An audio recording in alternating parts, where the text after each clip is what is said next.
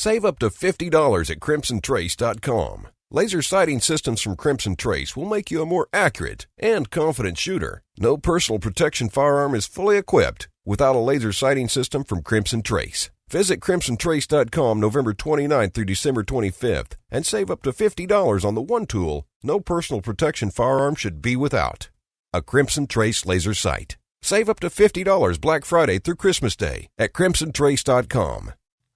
I'm a gun owner. Your views, advice, and questions are the driving force of Gun Talk. I don't think that guns are scary things. Visit us online at www.guntalk.com. Call Tom now at 866-TALK-GUN, 866-825-5486. Let us know what you think about the gun-related issues of the day. Now, back to Gun Talk. All righty, back with you. Tom Gresham, 866-TALK-GUN. We'll get you in here now. Of course, we're coming up on Winter Olympics. Now, the Summer Olympics are great if you're a shooter, a fan of shooting, because they have all these different events going on. But there is a shooting event in the Winter Olympics, and it's pretty crazy. It's pretty whacked. It's out there. Well, I recently had a chance to talk with a couple of athletes who are trying to get to the Winter Olympics. They're trying to qualify for the U.S. team. And I had a real nice interview with them, and I wanted to play that for you because I think you're going to like these gals as much as I do. Talk about a couple of high achievers. In the world of shooting, there's a type of competition you probably have heard about, but you probably still don't know that much about it. And one thing about it is you know that it's hard. And we're talking about biathlon. And we only really talk about it every 4 years, but there are folks who do it every day. This is their lives. And we're really privileged right now to bring in two top winter biathletes. And it turns out they are twins, Tracy and Lanny Barnes. Guys, thank you so much for joining us. Thanks for having us. You bet. Oh, absolutely. Now, just some quick stats for folks. You guys have been shooting for quite a long time. You're obviously twins. You're 31 years old now? Yeah, 31, and we've been shooting probably since we were 6. Since you were 6. That'll certainly work. How did you get started in shooting? Who got you going? Well, our dad started us shooting when we were about that age, really young. We started out hunting, and then went into some shooting competitions later on, and then into biathlon. So, you're in Colorado now. Have you always lived there? Yeah, Colorado's our home. We've kind of lived out of a suitcase for the last 15 years that we've been competing in biathlon, but sure. Colorado's definitely our home address. Well, I mean, and obviously the thing about biathlon, I guess I should explain to people, and correct me because I live in Louisiana. We don't have snow, people. But biathlon is cross-country skiing and shooting, and it's a combination of speed and accuracy. And if you miss, and you're shooting 22 rimfire rifles, if you miss, you add a distance penalty when you ski. How am I doing so far? Yeah, you're right. If you miss a target, we have 5 targets that we shoot at each time we come into the range, and if you miss, each time you miss, you have to ski a 150-meter penalty loop. Oh, man. I have to admit, I'm old enough to have actually done some stuff with Lyle Nelson, so that goes way back in biathlon days. So, and now, when I try to explain to people about biathlon, cross-country skiing is strenuous, and the way you do it now, of course, it's really strenuous. It's just like running all the time. And I explained, I said, look, go out and run 5 miles and then stop suddenly and thread a needle with thread. That's kind of what we're talking about, isn't it? Yeah, that's about how you sum it up. Biathlon's a fast-paced, action-packed, kind of heart-pounding sport for sure. So why? Okay, I guess 2 things. One, why biathlon? What's interesting, exciting about that? And how do twin sisters get involved in this together? Well, like I said, we grew up hunting and doing a lot of outdoor activities. And when we started shooting competitions, a lot of people told us, you girls are definitely in the wrong sport. You need something where it's active and things like that. And we heard about biathlon and we thought, hey, gunning and running, that's our kind of thing. And so we signed up for it and pretty much just fell in love with it. When you say you live out of a suitcase, Explain to people what's involved, because when you're shooting biathlon, probably as much or more than any other sport I can think of, you simply have to go all over the world, don't you? Yeah, biathlon actually is the most popular winter sport in Europe, and that's where most of our competitions are based. So we spend a good majority of the winter from November through March in Europe competing. And, at any one of our events over there, the World Cups will have anywhere from 30 to 50,000 spectators. It's amazing to me, biathletes and actually Olympic shooters in general are very little known in the U.S. Our U.S. competitors are very little known, but you go over to Europe and you're stars. Yeah, it's kind of crazy, to think that there's a shooting sport that draws so many viewers and spectators and things like that, and it's not in the U.S., especially, with a country that has a really popular gun culture and things like that. I'm surprised it hasn't taken off more. Well, of course, part of that's got to be that the TV coverage that we get in the U.S., they almost ignore the shooting aspects, and I've often told people, so look, shooting is like the third largest category of events in the Olympics if you take the summer and the winter together. And yet we just don't get a lot of TV coverage. But now, am I correct that in Europe they really do cover the shooting? Oh, for sure, yeah. I mean, they'll play any shooting events, whether it's the summer events or the winter events. They'll play them live on television and then several times re-live throughout the day. So, I mean, they have immense coverage for that sort of thing, even more so than football or baseball gets over here. Describe for me your training routine, the shooting and the physical training. Yeah, well, I'll kind of break down a typical day for you. Usually we wake up around, 5:30 or 6 and go for a little jog and warm up the muscles, come back, do some stretching, dry fire, eat breakfast. We'll go out for our main workout of the day, which usually is anywhere from 2 to 4 hours.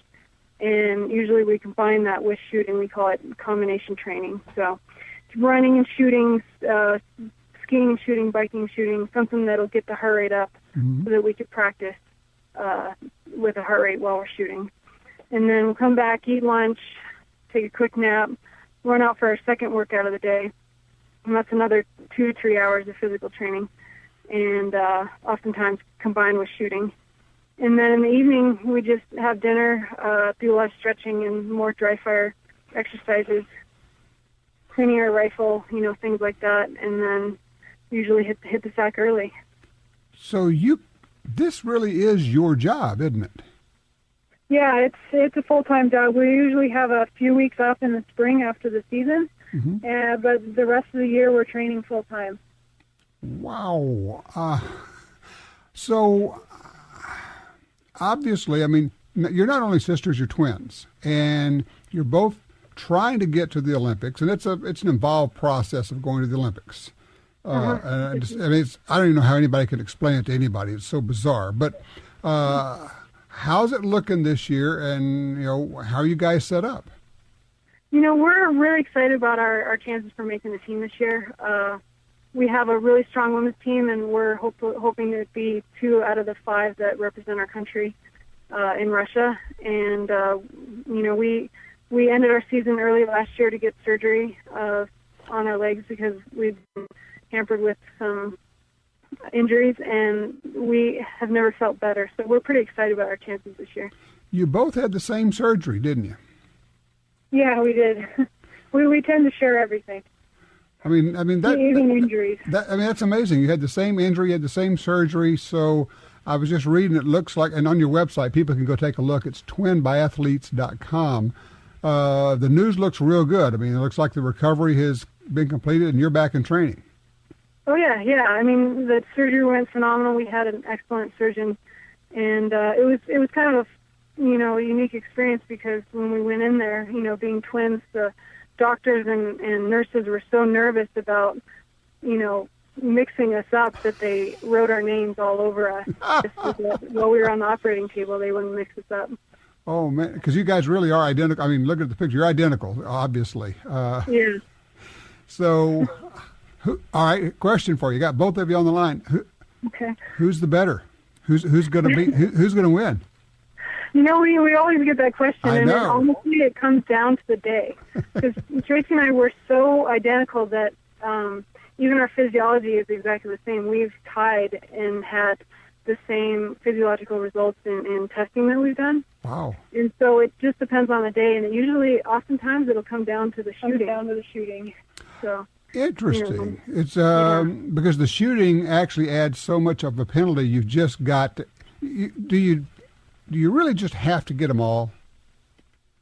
Yeah, you can't afford to miss in this sport. I mean, it happens for sure because there's a lot of variables, and we have gale force winds, blizzards, all sorts of things that we have to shoot, and then just the pressure of having your competitors shooting right next to you and knowing how the race is going, and then of course having 30,000 people screaming right behind you, all that kind of you have to be able to handle all those kinds of pressures and stuff. So it's a challenge, but we love it. Shooting's the most important aspect of our sport for sure. And I mean, obviously, we have specialized rifles. You're using, I'm assuming, straight pull bolt rifles. Yeah, it's an on-shoot. They made a action specifically designed for biathlon. Right. And the bolt goes straight forward and straight back, designed for speed, and they're a lot of fun to shoot. Now, let me ask you, I saw something about in some event a year or two ago, you ended up having to shoot laser rifles. What was that about? Yeah, I think it was just it was an event that we were having in a soccer stadium in Germany. So they pack a soccer stadium and put a biathlon range inside the stadium, and they were just testing it out, right? Because they wanted to be able to do this type of event in other venues such as soccer stadiums and stuff around the world, where sometimes the 22 can be a little limiting. I mean, right. We've had that event in the stadium before with 22s, and they just put up some bulletproof glass, but they were just testing it out to see how that would work and if they could use that in other venues. Interesting. We definitely prefer to shoot live ammo. Right. Yeah, they're more exciting. All right, help people if they're watching biathlon on TV. What are the interesting things they ought to look for? How do they, and kind of the inside game? When you watch it, or you're telling somebody what do they look for? Well, I think a lot of people look for, and a lot of majority of the sport is revolved around the shooting aspect because you're out there skiing and that's exciting, and so you'll be battling it out with other girls and things like that. But where the race is won and lost usually is in the shooting range. And that's where, most of the action happens, where, people are skiing in, a group of people are skiing together, and they're going head to head, and, the clock's ticking, and, your competitors, you always try to get the first shot off because then that makes the rest of everybody nervous. But if you rush that shot and miss, then, it's kind of a constant battle of, do I go for it or do I, try to be more relaxed and take my time. So that's where the action happens, in the shooting range. Okay, so you're always balancing off speed and accuracy. I mean, you want to go first. You want to make them try to hurry to catch up, but at the same time, you can't give away a target. Yeah, and Lanny's ruthless in that aspect. She's one of the fastest shooters in the world, and she makes a lot of girls nervous. She'll come in and she'll have 3 shots down before they even get their first shot on. So. And that's part of her strategy, I think, is just, when someone looks over, and you can see your competitor's targets when you look over and see that someone's already got 3 down and 3 hits, and you haven't even shot yet, that kind of makes you nervous. So holy cow. It's a good strategy. Yeah, absolutely. Well, there's some mind game going on there, too. Oh, for sure, yeah. Yep. Yeah, that's always a part of it. It's mostly all mental. Well, it is. Tell people, as they say, the most important 6 inches in shooting is right between your ears. Exactly, yeah, for sure. All right, so where are you guys off to next for your competition, your training? Heading to Sweden, and that's where we'll start the first races of the year. Okay, well, look, good luck with it. I hope to be able to see both of you on TV at the Olympics. Yeah, for sure. We'll give it a good shot. And people can keep up with you on your website? Yeah, twinbiathletes.com, and we'll have videos and pictures of all the races and results this winter. Sounds great. TwinBiathletes.com. Tracy and Lanny, thank you so much. Tracy and Lanny Barnes, Twin Biathletes. Hope that you guys are going to the Olympics. Accurate, powerful, consistent. At Double Tap Ammunition, we offer 364 loads in 83 calibers that give you exactly what you've been looking for. Try us out at www.doubletapammo.com and use the promo code GUNTALK for 10% off your order. Be a more accurate and confident shooter. Get a Crimson Trace laser and light. If you're holding it, you're aiming it. That's called instinctive activation. Crimson Trace invented it. Get the best deal on Crimson Trace lasers and lights at OpticsPlanet.com. Optics Planet carries thousands of rifle scopes, red dot sights, holsters, safes, knives, apparel, and the full line of Crimson Trace lasers and lights at OpticsPlanet.com. In the field or on the range, you need a trigger you can trust. For over 60 years, Timney triggers have been trusted by hunters and shooters everywhere. A Timney trigger could mean the difference between a great shot and a miss. Timney triggers are proudly made in the USA and come with a lifetime warranty. To order, go to TimneyTriggers.com. That's TIMNEY Triggers.com. If you carry a gun, you need training. Your concealed carry class was definitely not training. But time, money, and obligations keep you from spending days at a shooting school. The trusted folks at Gun Talk can help. Concealed Carry 1, our DVD featuring the VADA Group, covers what gun, what holster, how to carry, where to wear your gun, and much more. Visit ShopGunTalk.com. That's ShopGunTalk.com. Look, this really is life and death. Learn how to stay aware, how to get away, and how to fight if you must. At ShopGunTalk.com, you can get the 2 DVD set, including Fighting with the 1911 with Tiger McKee. No matter what gun you carry, this vital training info can save your life. Learn the draw, the stance, reloading, vital gear from Gun Talk. That's ShopGunTalk.com. ShopGunTalk.com. The Ruger SR-45, a large caliber pistol with a trim, ergonomic profile. Like the popular Ruger SR-9 and SR-40, the SR-45 is perfectly sized to be comfortable and controllable with a slim, ergonomic grip and narrow slide. It features an adjustable 3-dot sight system, Ruger's unique reversible back strap, an ambidextrous manual safety and magazine release, and built-in Picatinny rail. The Ruger SR-45, another rugged, reliable firearm from Ruger. Want your next gun purchase to be fast and hassle-free? Well, at GalleryofGuns.com, you can search through thousands of models from our huge firearms inventory. Find a great offer from a local dealer that includes all fees and taxes. And there's no need to arrange a transfer. Gallery of Guns takes a small deposit on your credit card, and your gun will be at your chosen dealer in as little as 48 hours. Plus, your gun will be covered by our guaranteed lifetime replacement warranty. GalleryofGuns.com. Search, find, buy. It really is just that easy. At Double Tap Ammunition, we hand inspect every round that we make, and we use only the best components to give you the best ammunition on the market. Try us out at www.doubletapammo.com and use the promo code GUNTALK for 10% off your order. Gun Talk would like to say thanks to our longtime loyal listeners who put their trust in us every week and depend on us to answer your questions and keep you informed. Now, Tom Gresham's Gun Talk continues. All right, back with you, 866-825-5486. It's just easier if you do it this way. Just dial 1 and then Tom Talk Gun. That gets you in here. Well, Yak, or you can shoot me an email if you're bashful.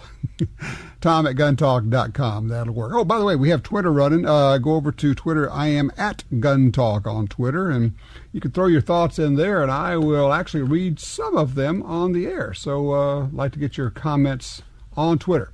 All righty. Jess is in Fort Smith, Arkansas on line 4, and Jess is taking issue with something I said earlier. Hey, Jess. How you doing, Tom? I'm good.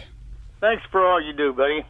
Appreciate it. I do have an issue with you. Week after week, I hear you talk down gun instructors out here, us concealed carry guys. You've even got an advertisement about how you don't get training at at your concealed carry class. And Mm-hmm. Tom, I've been doing this for quite a while, and I sure don't get rich on it. By the time I buy my insurance and I have my range, I limit my classes to 4 people. So you can see I'm not getting rich on it. Boy, no kidding. And I don't cancel you out just because I don't have 20 people show up on the night of class. Well, I've sure seen that happen. I'm sure you've heard about that happening a good bit. So Yeah, let me ask you this. What got you into it, and why? I mean, I think this is the real critical thing. Why are you a concealed carry instructor? What motivates Jess to do this? Well, I've carried concealed for over 50 years.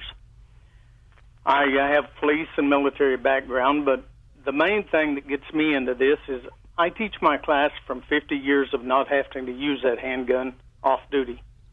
Mm-hmm. So I have an obligation to let the people know what they're getting into, because so many of them, especially young men, come out and they've got a lot of testosterone running, and they can get in trouble real quick. So there are a lot of things they need to consider. This is a really life-changing thought. If you're going to carry all the time, you need to know a lot of stuff. Well, you know what, Jess? Let me jump in here, because I got to say that it sounds to me like what you're doing really is training. And I have sat through several concealed carry classes where, and I'm not making this up, I'm not exaggerating, the instructor read the law for hours and hours and hours, and just read the law and read the book, and in the end of it, your mind is just fried, and you're not really getting training. But what you're doing is you're bringing life experience to this, and you're helping people understand. So tell you what, I modify my stance, and obviously there's a wide range of people who teach concealed carry. Some literally do it for the money. Some, like Jess, have a calling and have an experience that they share that, and I thank you for what you're doing. I appreciate what you're doing. I wish you'd get more than 4 people in a class, because you're the kind of guy that we need more people taking concealed carry classes from. How was your concealed carry class? Do you feel like you got training? Was it good? Was it kind of in the middle? Was it bad? Love to get your take. How did it go when you took your concealed carry class? When we come back, we'll have a report from somebody who really took to heart the whole no shrug policy, and he did some good. One of Talker Magazine's 100 most important radio talk show hosts in America. You're listening to Gun Talk, heard every week at this time on great radio stations across America. Stay tuned. Gun Talk is coming right back.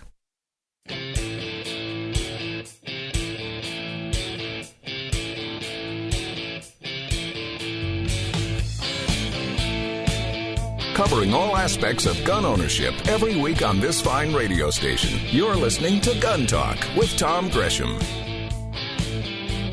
Yeah, we talk about the Truth Squad all the time. People who have signed up, volunteered. We have what we call, I created the no shrug policy. We're no longer just going to see things and shrug, go, that's just the way it is. There's nothing we can do. You know, stories on the news, there's nothing I can do about that. Yeah, they get it wrong, but there's nothing I can do. I mean, what do they care?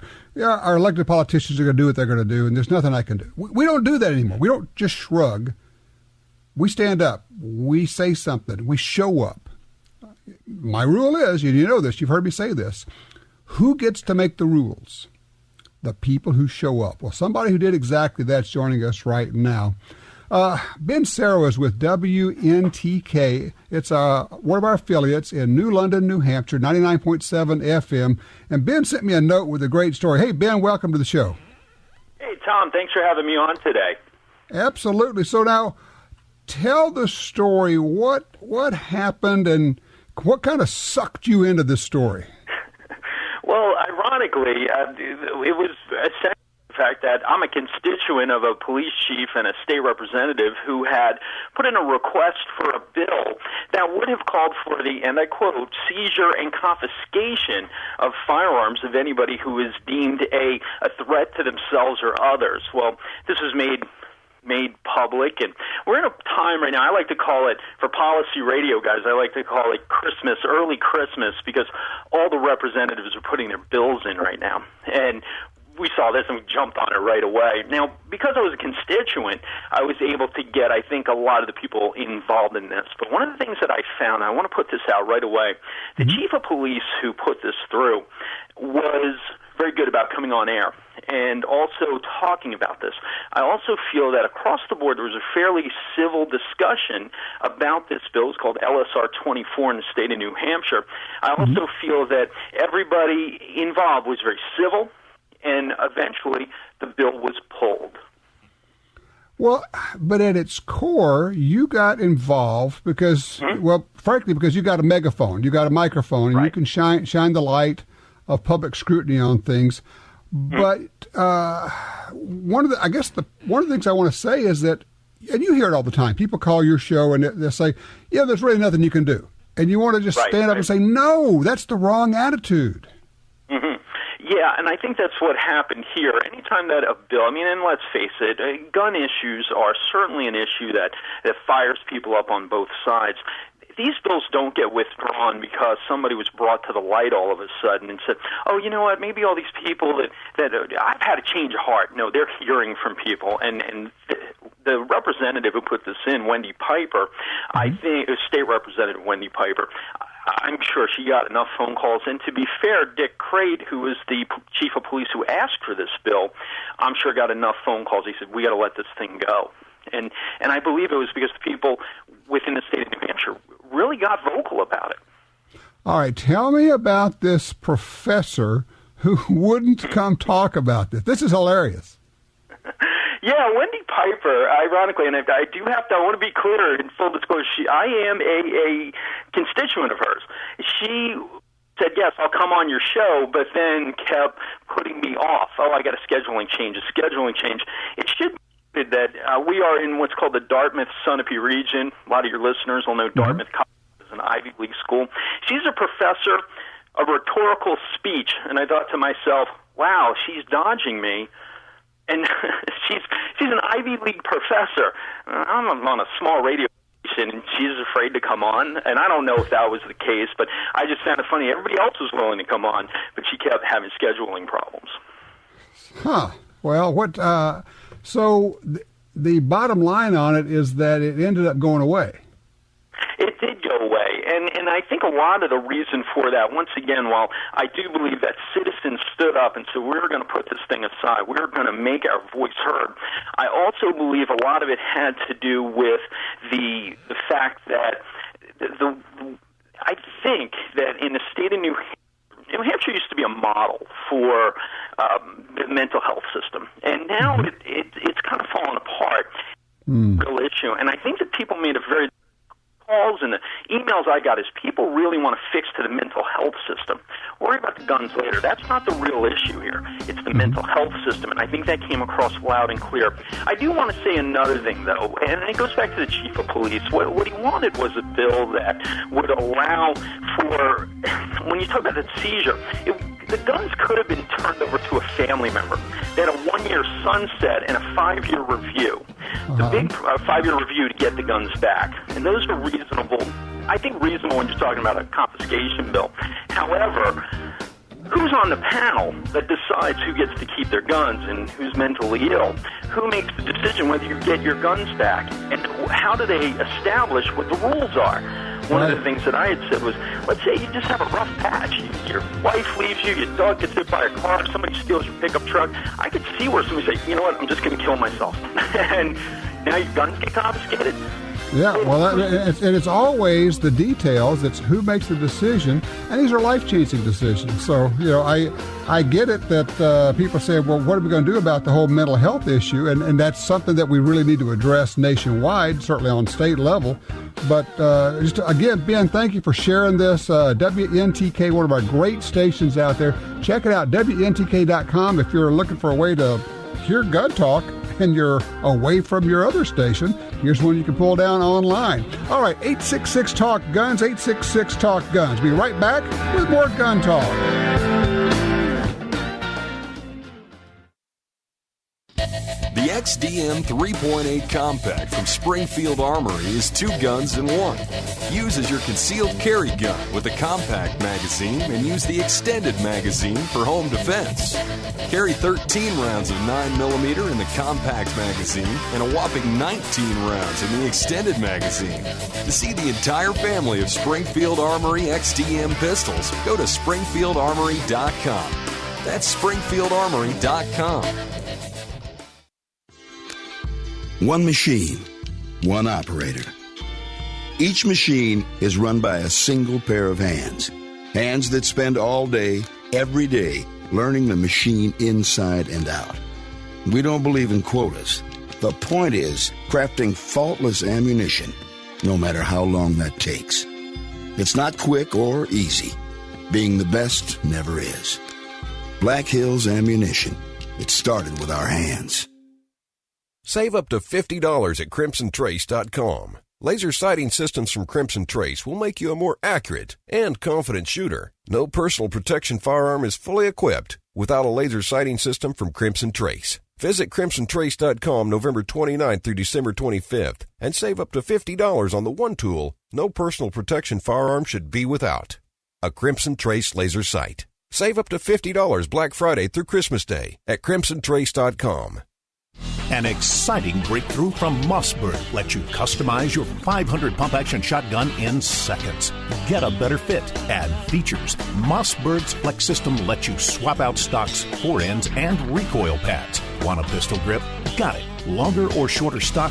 No problem. Go from hunting to tactical and home defense in seconds. From black to camo and back. Now available on the MVP bolt-action rifle. For details, visit flexyourmossberg.com. Professionals who depend on their weapon depend on XS Sights, the leader in American-made gunfighter night sights for personal and home defense. One dot, one solution.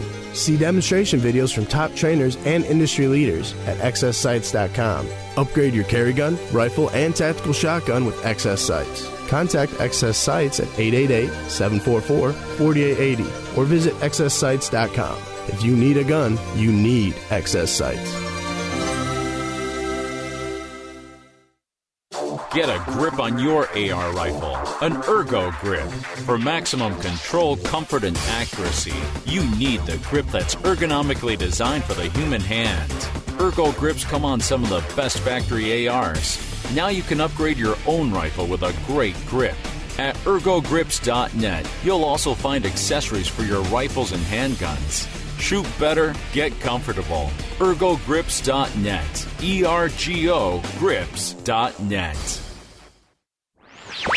Now broadcasting nationwide on radio, via satellite, and through downloads, iTunes, the Gun Talk app, and other podcast clients. You're listening to Gun Talk with Tom Gresham. All right, I asked the question,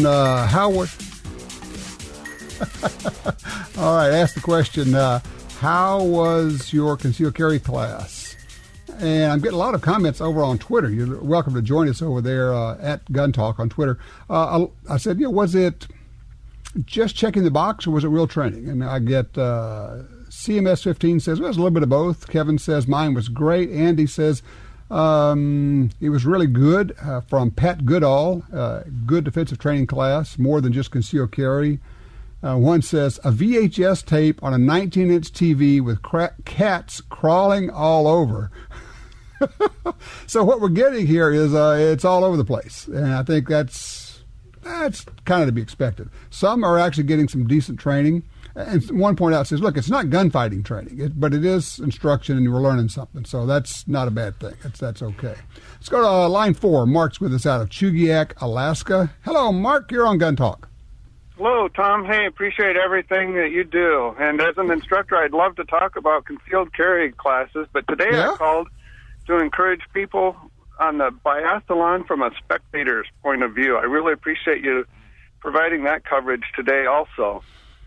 You know what I found the most interesting? These are fascinating women, okay? I mean, if you go to their website, you're just going to go, wow. Not only are they obviously really identical twins, you can't tell the difference, but they're both incredibly talented and very, very dedicated. But the thing that really got me, and I had heard a little bit of this before, was how much shooting draws huge crowds. We're talking 35 to 50,000 spectators. And they said that it's the most popular of the Olympic sports in Europe. And that's nothing like what we experience here, is it? Oh, I've heard that from other shooters that have traveled to Europe. And as one who's been to the Indianapolis 500 many times, I can appreciate the thrill of watching a race in a crowd. I'd love to see that happen in the United States. It's just the opposite here. I'm usually, when I go to the biathlon meets here in Anchorage, I'm usually the only pure spectator. Everybody else is either competing or coaching, or they have a kid maybe that they're helping out of their own, or they're maybe a match official or whatever. And it's the cool part about that is I can take my spotting scope right up, almost right behind the line, watch them sight in, and then watch the race up close. And that's also pretty exciting. Now, in the Anchorage area, you actually have a pretty good community of biathlon shooters. Obviously, when you get down to Alyeska, you got the downhill, but you don't have to be down there to shoot biathlon. So are you seeing a lot of younger shooters, young people coming into biathlon? Absolutely. Some of my friends are competing, and that's the other thing. Whatever the race, whether it's Iditarod or Indianapolis or NASCAR, the more you watch, the more you get to know people, and especially some of the young people, and just watch them improve. And it's just really exciting to be able to watch in that way, to watch the young people improve, both in their skiing and especially in their shooting as they work their way up through the ranks. Yeah, absolutely. Well, and it's like everything else. The more you know about it, the more you can appreciate it. It's like NASCAR, you look at it and you go, okay, all right, they're just turning left all the time. But when you start really learning about it, you go, oh, there's actually a lot more to this than just driving fast and turning left. Same deal with biathlon and any other event, really. Some of the shooters and especially some of the coaches that have competed in the Olympics themselves, and just to see what does go into it. Absolutely. Mark, thank you for that call. I appreciate that. Another time we'll talk about concealed carry. Let me get to line one. Arnell is in Milwaukee, Wisconsin. Arnell, how can we help you? Yes, I have a question for you. Excuse me. I'm a left-handed shooter, and I was wondering what you recommend for left-handed shooters as far as handguns. Okay. Do you have, first of all, experience level, have you shot before? Yes, I have. Okay. Have you had any trouble shooting left-handed with handguns? No, I haven't. Okay. What gun do you like then? The 6 Hour. Okay. Does it have, the one you're shooting, does it have an ambidextrous safety? No, it doesn't. I like the 6 Hour, but I was just wondering. All right. So what I think really the only real issue for a left-handed shooter with a pistol, and we're talking about a semi-automatic handgun here, would be is the gun ambidextrous? Can the magazine release be switched over? Can you operate it with a left hand just by pushing on it? And does it have either an ambidextrous safety or no external safety? I mean, a la Glocks, M&Ps, a lot of guns don't have any kind of external thumb safety, so it's really not an issue. So really the only real issue is working the magazine release. And and a lot of them are switchable. You can actually switch the mag release so that when you push it from the left side, it'll drop, and some of them will actually go either way. So I would say just kind of look around and see which ones have full ambidextrous capability, and then it's really a case of picking out one that feels good to you and that you like the looks of. Okay, that sounds good. All right, good deal. Appreciate the call. Let's see. We got enough time here. Let's take line 3. Martin in Oregon. Hello, Martin. Yes, sir. I was curious about what your opinion of the JFK assassination is, since we're coming up on the 50th anniversary. Right. I thought maybe you would have an opinion about it concerning Lee Oswald and his remarkable shot from the book depository. Do you have any comments? I know that people have said, well, it was a crummy gun, and experts couldn't do the same thing, and I don't know. The Mannlicher Carcano is not a junk gun. Excuse me. Okay, well, compared to the rest of the military firearms used by major powers, it's a low-grade weapon. It's a low-grade. Okay, it's low-grade, but what do you want it to do? I mean, seriously, if it is accurate enough, and anything back to the 1898 Mausers are accurate enough for that kind of a shot without getting into the details and playing Oliver Stone and playing the whole conspiracy theory deal. Could it be done? Yeah, I think it probably was done. I just don't want to buy into the conspiracies. Gun Talk stands for safety, personal responsibility, and common courtesy. To be a part of the show, call 1-TOM-TALK-GUN. Gun Talk will be right back.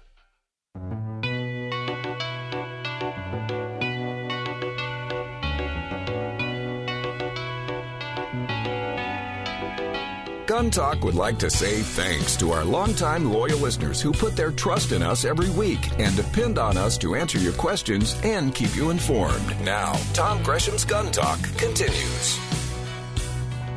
We're talking about your concealed carry class, how much was it actual training, and it seems to vary all over the place. I mean, some instructors are very dedicated and very good. Some are just reading out of the book. Some are showing, as somebody said on Twitter, a VHS tape on a 19-inch TV with cats crawling all over the place. So your mileage may vary, as we say. Let's go talk to Danielle in Elko, Nevada about it. Hey, Danielle. Oh, Danielle is online too. Did we lose her? No, yeah. I'm here. Are you here now? I got you. How are you? I'm awesome. Welcome, and thanks for taking my call. You bet. All right. Well, I really wanted to thank you and all the sponsors that have really promoted that first-person defense program. The videos online, they're awesome. Mm-hmm. Gives me an excellent resource to help my students learn more and more. And I'd really like to know how I can more easily incorporate those perhaps into my classes themselves. Okay, I take it you are a concealed carry instructor? Yes, I am, sir. Okay, we're talking about the First Person Defender series that we have, and we make it available for free on YouTube, all right? Anybody can go to YouTube, do a search for First Person Defender, and I'm pretty proud of them. I'm glad that you found them useful.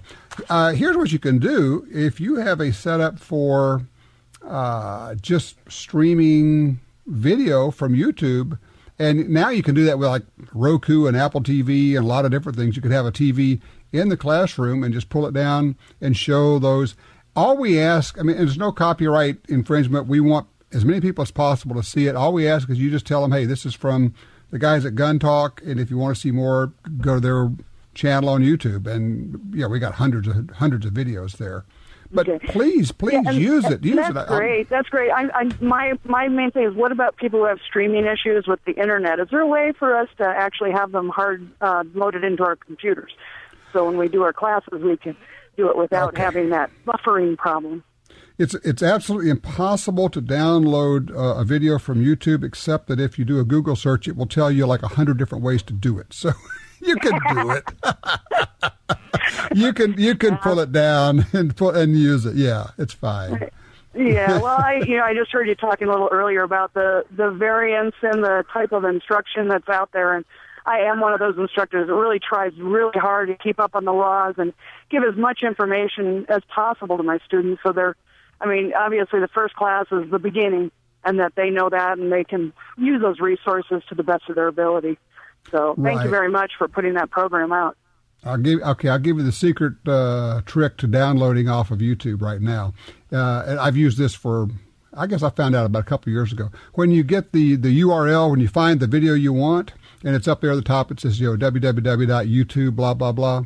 Right after the www dot, put in SS, like Sam, in front of YouTube, and then hit enter, and it will take you to a site that will allow you to download that video.